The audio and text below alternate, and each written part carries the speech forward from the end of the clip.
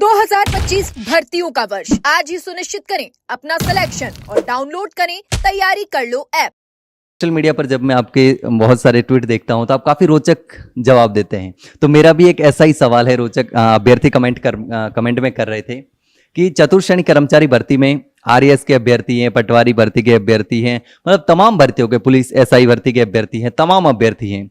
तो ये चपरासी तो बनने वाले नहीं हैं, तो क्यों ना चपरासी की जो कट ऑफ है वो नीचे से ली जाए, क्योंकि वही लोग चपरासी का काम करेंगे। तो इसको लेकर उस तरीके से कैसे इंटरेस्टिंग जवाब देंगे जिस तरीके से आप अभ्यर्थियों को अच्छी सलाह अच्छी देते हैं, ऐसे मतलब तरीके से?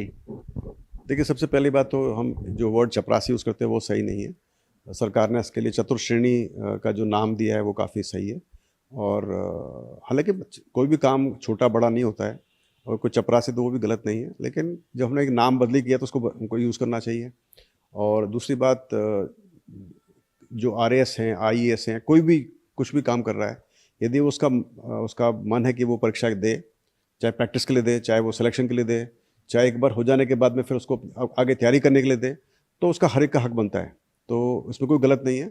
और जिन अभ्यर्थियों ने एमबीए, एमसीए, इंजीनियरिंग की डिग्री हासिल करने के बाद भी परीक्षा दी, कोई गलत नहीं है, क्योंकि हर एक का ये बिल्कुल ये प्रजातंत्र में है, हर एक का हक बनता है कि कोई भी परीक्षा दे जो कि वो उसके लिए वो क्वालिफाइड है, और उसका फिर वो पूरा फ़ायदा उठाए। सिलेक्शन होने के बाद में फिर वो आगे की तैयारी कर सकता है, उसको थोड़ा आर्थिक हेल्प मिल जाती है।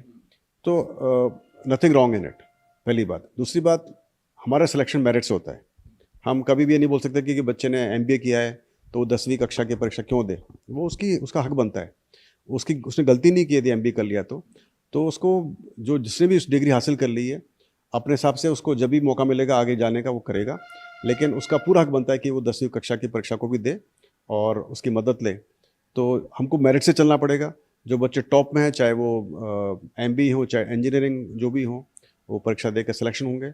और हो सकता है कि वो सिलेक्शन होने के बाद वो ज्वाइन ना करें, तो जो नेक्स्ट अभ्यर्थी होंगे लाइन के अंदर, जो वेटिंग में होंगे, उनका सिलेक्शन हो जाएगा। तो अपने को मेरिट सिस्टम तो फॉलो करना ही पड़ेगा। अपन जो आप बता रहे थे कि नीचे से अपन मेरिट को शुरू कर दें या सिर्फ 10वीं वाले बच्चों को ही सिलेक्शन करें, तो वो एक न्याय नहीं होगा, जस्टिस नहीं होगा।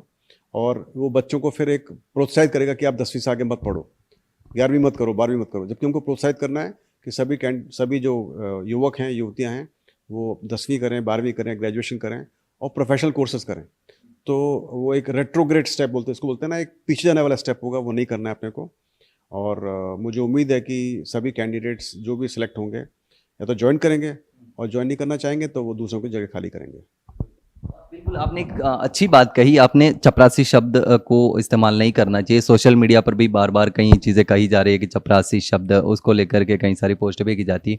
और कई सारे अभ्यर्थी ये भी कहते हैं कि चपरासी शब्द का इस्तेमाल ना करके जो पोस्ट का नाम है चतुर्थ श्रेणी कर्मचारी, वो यूज़ कर देना चाहिए। हाँ बिल्कुल, एक्चुअली हालांकि कुछ भी गलत नहीं है कुछ भी शब्द बोलने में, क्योंकि लेकिन हम सबको संवेदनशील होना चाहिए। और जो चीज़ हमने जो चूज़ किया, मान लीजिए किसी का, आपका नाम हमने कुछ रखा है, आपको और किसी नाम से बुलाया जाए तो शायद आपको अच्छा ना लगे। तो इसीलिए हमको ये सबको बहुत संवेदनशील होते हुए ध्यान रखना चाहिए कि हम दूसरों की भावनाओं को आहत ना करें, और जो हमने नाम दिया इस परीक्षा का और भर्ती का, उसी का इस्तेमाल करें।